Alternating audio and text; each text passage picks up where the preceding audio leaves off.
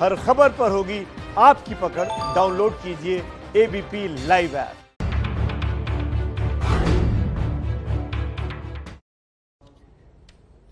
चीन ने एक बार फिर बड़ी हिमाकत की लद्दाख में, लेकिन भारतीय सैनिक मुस्तैद थे और उसको मुंहतोड़ जवाब दिया गया। जो एक स्टेटस क्वो है, जो वहां पर यथास्थिति बनाए रखने की कोशिश है, चीन उसको तोड़ने की कोशिश एक बार फिर से कर रहा था 29 और 30 अगस्त की रात को, लेकिन भारतीय सेना ने उसका मुंहतोड़ जवाब दिया और जानकारी खुद भारतीय सेना की तरफ से दी गई। बिल्कुल, retired major general GD Dwivedi sahab हमारे साथ मौजूद हैं। जरा उनसे समझते हैं इस चीन की कार्रवाई को क्या उकसाने वाली माना जाएगा?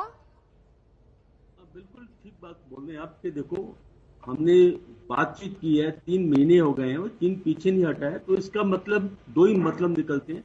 एक तो वो जहां पर है वो नहीं पीछे जाएगा, और दूसरा वो हमें उकसाना भी कोशिश कर रहा है कि देखेंगे कि किस हद तक वो हमें उकसा सकता है।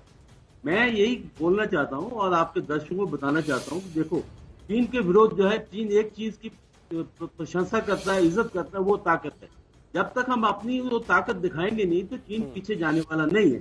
और अभी तक जो सिचुएशन ग्राउंड पर है वो हमने अपनी काउंटर डिप्लॉयमेंट की है, पर हम उस पर एक कोई आक्रामक कार्रवाई नहीं कर पाए हैं।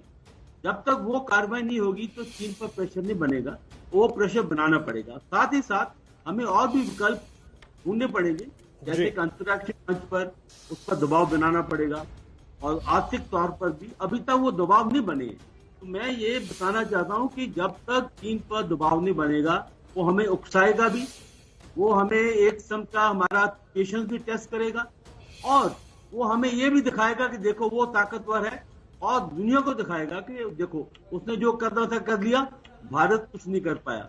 तो ये एक हमारा एक लेकिन मेजर जनरल जीडी द्विवेदी एक और पहलू इस पूरे मामले में वो ये कि ठीक है, हम ये कह रहे हैं कि ये चीन की उकसाने वाली हरकत है, पर सर क्या इसको चीन की खींच, चीन की बौखलाहट के तौर पर भी देखा जा सकता है? क्योंकि देखिए ना आप, हम चीन को लगातार मुंहतोड़ जवाब दे रहे हैं। आर्थिक तौर पर भी चीनी ऐप्स जिस तरीके से बैन किए भारत ने, चीन के खिलाफ सख्त कदम भारत उठा रहा है। अच्छा, रूस में जो एक एक्सरसाइज मिलिट्री करनी थी, भारत ने साफ कर दिया कि नहीं, चीन के साथ हम करेंगे नहीं। और आप देख सकते हैं एक और खास मेहमान retired major general SP Sinha sahab हमारे साथ मौजूद हैं इस समय। जल्दी से reaction major general SP Sinha से लेते हैं। सर, चीन की ये बौखलाहट है, हिमाकत है, या भारत को उकसाने की रणनीति? मेजर जनरल एसपी सिन्हा, आप किस तरीके से देख रहे हैं? देखिए, चीन की ग्रैंड स्ट्रेटजी आपको समझने की जरूरत है। चीन में प्रेसिडेंट जी जो है वो अपनी छवि लेके चिंतित रहता है। खैर, तकनीकी खामी की वजह से संपर्क टूट गया हमारा एसपी सिन्हा साहब से, उनसे फिर से जुड़ने की कोशिश करेंगे। जनरल द्विवेदी, मैं आपके पास आ रहा हूं, मुझे एक बात बताइए, कूटनीतिक तौर पर हम दबाव बनाने की कोशिश कर रहे हैं, एक्सपोज करने की कोशिश कर रहे हैं, रणनीतिक तौर पर दबाव हम बना रहे हैं, चीन उसको दिखा नहीं रहा है, या अभी और रणनीतिक तौर पर बदलाव करने की जरूरत है हमें? बिल्कुल ठीक बात है, क्योंकि जो दबाव हमने बनाया है उसका पूरा असर प्रभाव नहीं हुआ है, तो हमें थोड़ा और दबाव बनाना पड़ेगा। हमारे जो फौज है, हमारे कमांडर्स हैं, उनको ये स्ट्रेटजीज पता है, उनको प्लान्स हैं, और वो प्लान अभी भी आपने देखा कि सीडीएस जनरल रावत ने बोला था कि हमारे पास विकल्प हैं, तो वो विकल्प हमें दिखाने पड़ेंगे, क्योंकि जब तक वो विकल्प खुलकर बाहर नहीं आएंगे तो चीन जो है वो पीछे नहीं हटेगा। और दूसरी बात जो है, उसकी ये स्ट्रेटजी थी कि कुछ कब्जा किया जाए और जो एलएसी को बदला जाए, और जहां जहां वो सोचता है कि उसको वो इलाके जरूरी हैं, उसने वहां वहां आके अपना एक कब्जा जमाया है। तो ये जो अभी हमारे जो विकल्प हैं वो और भी कारगर होने पड़ेंगे, और भी मजबूत होने पड़ेंगे, क्योंकि जो चीन है जिस हालात में भी है, जो मेरा अपना नजरिया है, जो मेरा अपना सुझाव है कि हमें और भी कड़े कदम उठाने पड़ेंगे, इसकी भी आवश्यकता है।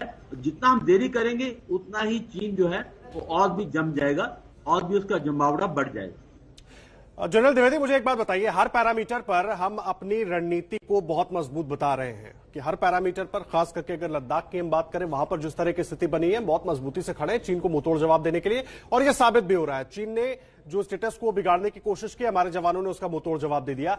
लेकिन हम कैसे अपर हैंड लेंगे ताकि चीन भी उसी दबाव में आए? हो सकता है चीन दबाव में हो, वो दिखावा ना कर रहा हो, दिखा नहीं रहा हो दुनिया को, लेकिन हमें अपर हैंड लेना होगा इस पर।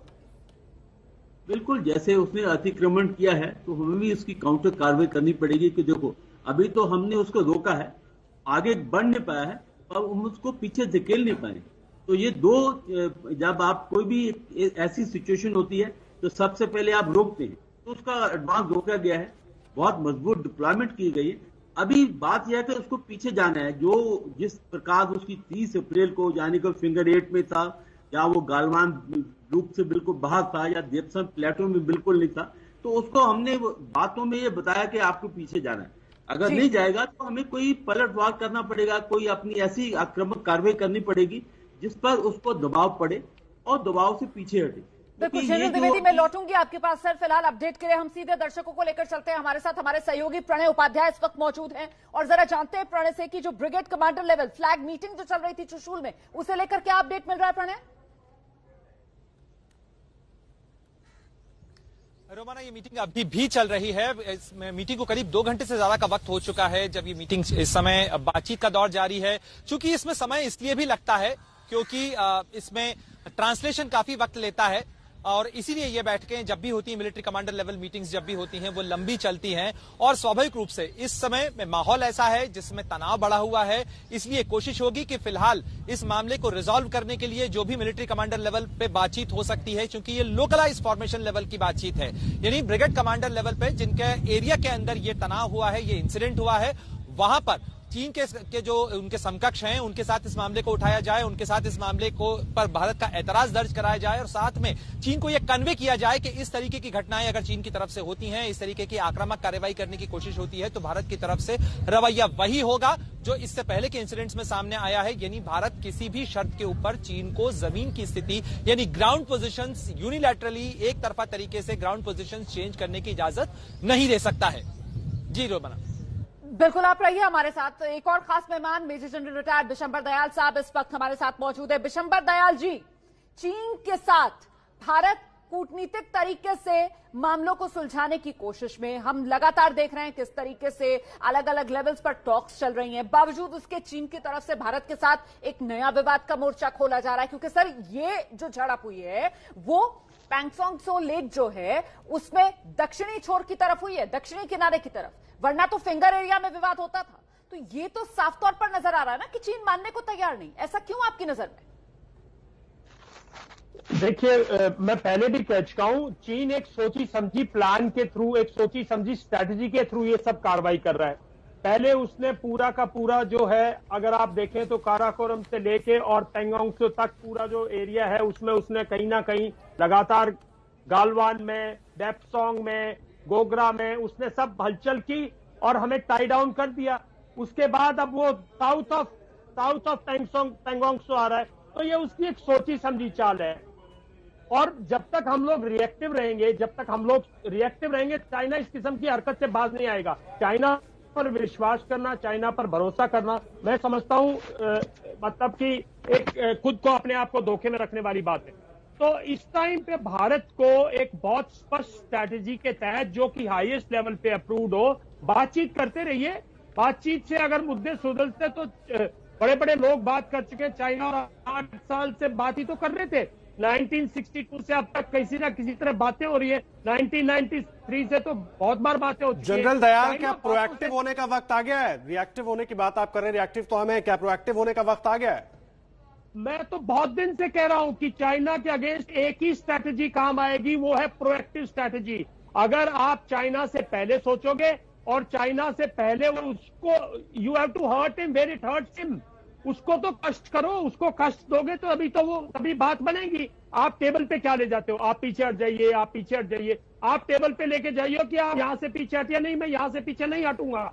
जब तक आप इस स्थिति में नहीं होगे, जब तक आप उसको बहुत कॉर्नर नहीं करोगे, जब तक आप पॉलिटिकली, डिप्लोमेटिकली, इकोनॉमिकली कंप्लीट बहिष्कार नहीं करोगे, मिलिट्रीली उसको प्रोएक्टिव नहीं करोगे, चाइना ऐसे स्लो एंड स्टडी ऐसी आपको सरप्राइज देता रहेगा और पूरा देश इसमें उलझा रहेगा। तो सर, गलवान के धोखे के बाद तो इन तमाम जो आप बातें कह रहे हैं उस दिशा में मोदी सरकार की तरफ से कदम बढ़ाया गया ना। जो चीनी ऐप है उनको भी बैन किया गया, चीन को चोट पहुंचाने की कोशिश भी की गई। उसके अलावा देखिए अभी हाल ही में जो रशिया में मिलिट्री एक्सरसाइज होनी थी उसमें भी भारत ने साफ कर दिया कि नहीं, जो हमारी नीति है कि गोली बोली साथ नहीं चलेगी, हम चीन के साथ वहां पर कोई मिलिट्री एक्सरसाइज में भी शामिल नहीं होंगे। तो चीन में क्या इन्हीं बातों को लेकर बौखलाहट है? देखिए, बौखलाहट तो मैं नहीं कह सकता, वो एक अपनी स्ट्रैटेजी के थ्रू है। ये हमारी एक रिएक्टिव स्ट्रैटेजी है। चाइना को हम पिछले 1993 से जब से राजीव गांधी विजिटेड चाइना, और उसके बाद 1993 से जब से हमने एग्रीमेंट की, बॉर्डर मैनेजमेंट, ये सब हमने जो प्रोटोकॉल साइन किए, चाइना इसको कहीं ना कहीं, चाइना की साइक समझनी पड़ेगी ना लीडरशिप की। चाइना इसको सोचता है कि भारत जो है वो एक सॉफ्ट स्टांस लेके आपके साथ आ रहा है, भारत दोस्ती चाह रहा है और आप अपना मार्केट खोल रहा है। चाइना को क्या नुकसान था? चाइना को तो नहीं नुकसान हुआ है। आपको चाइना को सीरियसली हर्ट करना पड़ेगा। जहां तक डिप्लोमेटिक बात है, आप डिप्लोमेटिक क्रिटिसिज्म कीजिए। मैं कहता हूं व्हाई डोंट यू बायकॉट। अगर आपका पाकिस्तान के साथ अगर आपके 21 जवान शहीद हुए होते 3 महीने पहले, तो आप उसकी एम्बेसी में आग लगा देते। अब तक आपके लोग भी शांत हैं। आप थोड़ी बहुत कई बार एज ए डेमोन्स्ट्रेशन करते हो, थोड़ी बहुत चीजें जला देते हो, 2-4 कॉन्ट्रैक्ट कैंसिल कर दिए। मास बाइकआउट करना पड़ेगा, एक मास मैसेज देना पड़ेगा। मैसेजिंग की आवश्यकता है, स्ट्रांग मैसेजिंग की आवश्यकता है। और अगर जिस दिन चाइना को स्ट्रांग मैसेजिंग मिल जाएगा, चाइना अपने बिल में घुस जाएगा। आपकी सेना पूरी तरह प्रिपेयर्ड है। सर, लेकिन जो बात आप कह रहे हैं यहाँ पर कि भाई पाकिस्तान के साथ ऐसा होता तो आपके लोग एम्बेसी में आग लगा चुके होते, मतलब आप किन मोर्चों पर कह रहे हो? आप क्या कहना चाह रहे हैं? खुलकर मुझे लगता है आपको कहना चाहिए अपनी बात। आप क्या कहना चाह रहे हैं? क्या बातचीत पूरी तरीके से फेल हो गई है? क्या आप बातचीत की कोई गुंजाइश नहीं है चीन के साथ? क्या भारत को चीन पर हमला कर देना चाहिए? आप खुलकर कहिए ना सर। देखिए, मैंने ये तो नहीं कहा हमला कर दीजिए। आप उसका बहिष्कार कर सकते हो, आप उसकी एम्बेसी का बहिष्कार कर सकते हो, नहीं कर सकते। आप उसकी एम्बेसी के सामने हर रोज आप लोग भी उसका डेमोन्स्ट्रेशन कर। चाइना पाकिस्तान के साथ क्या करते थे? यही तो करते थे। ऐसा कुछ होते ही पाकिस्तान एम्बेसी पर हर रोज डेमोन्स्ट्रेशन होते थे। मैं एक क्लियर मैसेजिंग दे रहा हूं। मैं ये तो नहीं कह रहा दोनों देश, हाँ, अगर उसने साउथ ऑफ पैंगोंग जो उसने किया, आप भी कर सकते हो। मैं ये कह रहा हूं। लेकिन बिशंबर सर, सरकार की तरफ से देखिए, साफ तौर पर यह बात कही जाती है कि पाकिस्तान और चीन, आपको इन दोनों की जो स्थिति है उसको समझना पड़ेगा। दोनों बीमारियां हैं, लेकिन हर बीमारी का जिस तरीके से एक इलाज नहीं होता है, उसी तरीके से पाकिस्तान और चीन दोनों का एक जैसा इलाज नहीं हो सकता है। आपको दोनों के इलाज के लिए अलग अलग ट्रीटमेंट को चुनना पड़ेगा, और उसी दिशा में आगे बढ़ते हुए तो वो चीनी एप्स और आत्मनिर्भर भारत, ये तमाम कदम तो उसी दिशा में आगे बढ़ाए जा रहे हैं ना सर। देखिए, मैं आपके साथ तो बहस करने नहीं आया। मैं तो आपसे ये भी नहीं सीखने आया कि भाई दोनों को क्या देना चाहिए। मैं तो आपको सिर्फ अपना एक पॉइंट ऑफ व्यू बता रहा हूं स्पष्ट तौर पे कि चाइना के साथ आपको प्रोएक्टिव होना पड़ेगा, चाइना के साथ आपको एग्रेसिव। अगर आप सेटिस्फाइड है तो आपका तरीका फ्रूट्स लाएगा, आप सेटिस्फाइड है तो हम लोग, मैं मतलब मेरा एक ओपिनियन है। जनरल बिशंबर साहब, आप एक एक्सपर्ट हैं, हमने एज एन एक्सपर्ट आपको बुलाया, बिल्कुल आपका ओपिनियन सुनने के लिए बुलाया। दरअसल आपका ओपिनियन इसी पर हम चाह रहे थे कि जो बात भारत सरकार की तरफ से कही जाती है उस पर आप अपना व्यू पॉइंट दें। मैं छोटे से ब्रेक के लिए यहां पर रुक रही हूं, उसके बाद इसी सवाल का जवाब मैं चाहूंगी आप दर्शकों को दें, क्योंकि भाई सरकार की तरफ से बात कही जाती है ना कि भाई चीन और पाकिस्तान, आप दोनों को एक तरीके से हैंडल नहीं कर सकते हैं। बीमारियां जरूर दोनों बनी हुई हैं, नासूर जरूर दोनों बने हुए हैं, लेकिन दोनों के लिए इलाज जो है वो अलग अलग भारत को अपनाना पड़ेगा। बिशंबर दयाल साहब, मुझे एक बात बताइए, बातचीत की टेबल पर तो हम हैं, लेकिन चीन कुछ समझ नहीं रहा है। हम रणनीति चेंज नहीं करना चाह रहे हैं, या हमें लग रहा है कि बातचीत से मामले को हम फिर सुलझा लेंगे या एक स्टेटस को मेंटेन कर ले जाएंगे? देखिए, हमारा अपना अनुमान में ये सरकार की क्या सोच है। देखिए, पहले तो मैं एक चीज क्लियर कर दूं, जब हम लोग कोई पॉइंट ऑफ व्यू देते हैं, यहाँ कोई सरकार विपक्ष पक्ष की बात नहीं कर रहे हैं, हम भारत की बात कर रहे हैं। भारत की सीमा पर जो हालात है उनकी बात कर रहे हैं, और उसके लिए भारत को क्या करना चाहिए, देश को क्या करना चाहिए, हम उनकी बात कर रहे हैं। पहली बात तो यह है कि देखिए, हम उनसे बातचीत, चाइना के साथ बातचीत मिलिट्री टू मिलिट्री लेवल पर बातचीत हो रही है, स्टेट्समैन हो रही है, पॉलिटिकल लेवल पे और डिप्लोमेटिक लेवल पे।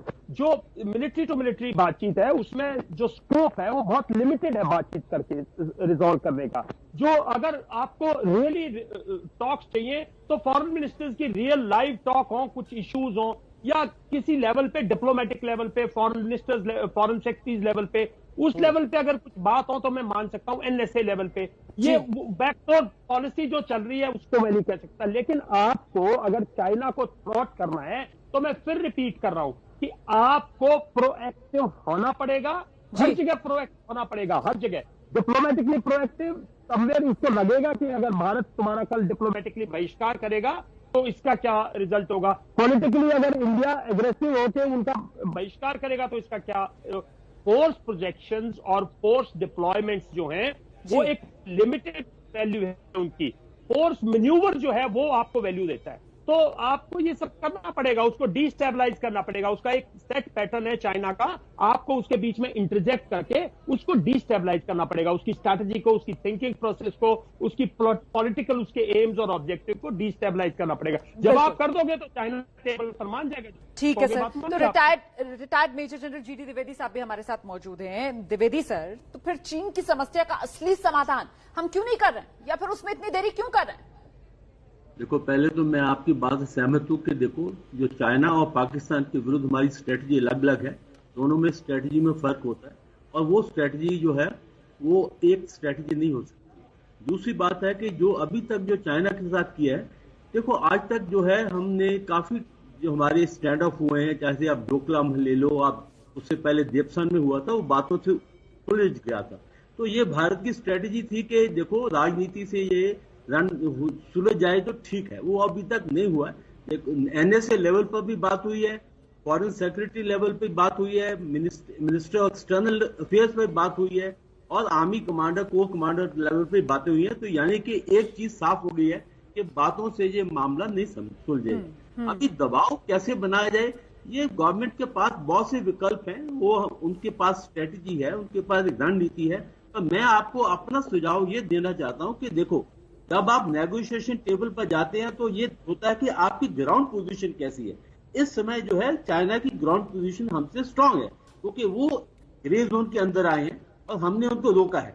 अभी उनको वापस करने के लिए हमें थोड़ी आक्रामक रणनीति अपनानी पड़ेगी ताकि दबाव बने, और साथ ही साथ अंतर्राष्ट्रीय मंच पर, आर्थिक मंच पर भी इस पर दबाव बनाना पड़ेगा। और एक लीगल टेक्निकल मंच भी होता है। टेक्निकल मंच यह है कि हमारी जो भी एग्रीमेंट है, 93 ले लो, 96 ले लो, 2005 की, 2013 की, 2012 की, इन सभी में दो बातें की गई हैं कि जो भी विवाद है वो बातचीत से सुलझेगा, और ग्रे जोन के अंदर आप कोई भी मिलिट्री एक्टिविटी नहीं कर सकते हैं, और मिनिमल फोर्स डिप्लॉयमेंट होगी। ये टेक्निकल पोजीशन है। लेकिन चाइना कर रहा है ग्रे जोन के अंदर मिलिट्री एक्टिविटी, द्विवेदी साहब, और जवाब जिस तरह से अब तक चर्चा में आप दोनों की तरफ से जो बातें कही गई हैं, भारत को जवाब देने के लिए आगे बढ़ना होगा, कम से कम कहीं ना कहीं चाइना को एहसास कराना होगा